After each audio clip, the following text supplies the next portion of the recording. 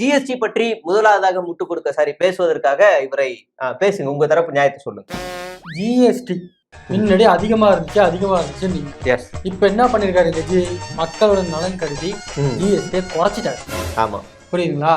அதனால மக்களுக்கு வந்து நிறைய பலன் இருக்கு. இப்போ மக்கள் வந்து இப்ப ரொம்ப சந்தோஷமா இருக்காங்க. 22ஆம் தேதி மேல பாருங்க எல்லா வேலையும் குறையுதுங்க. அப்படியா?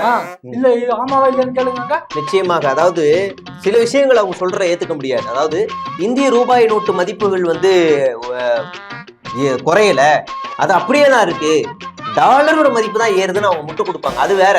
ஆனா இந்த விஷயத்துல நீங்க பாருங்களேன், பெர்சன்டேஜ் அப்படி இறக்கும் போது நமக்கே கண்டு குளிர்ச்சியா இருக்கு. இதுல நீங்க என்ன குறைய சொல்லிட்டீங்க, இப்போ சொல்ல போறீங்க, சொல்லுங்க சார். நான் இந்த மாதிரி பேசுறவங்களுக்காக தான் எப்பவுமே டேட்டாவோட வந்துருக்கு பாத்தீங்க. நான் ஆதாரத்தை வைக்கணும்ல. நீங்க பாருங்க, ஜிஎஸ்டியே எல்லாத்தையும் குறைச்சிருக்காங்க சார், இல்லன்னு சொல்ல வரல. ஆனா ஐடிசி ஒண்ணு இருக்குல்ல, அத பத்தி அவர் தெரிஞ்சு மேடம் சொல்ல வந்தேன் நானு. அததான் சொல்ல வந்தேன். இந்த ஐடிசி எது கொண்டு வந்தாங்க? ஹோட்டலு சாப்பிடுறதுக்கு கிண்டியில இருக்கு,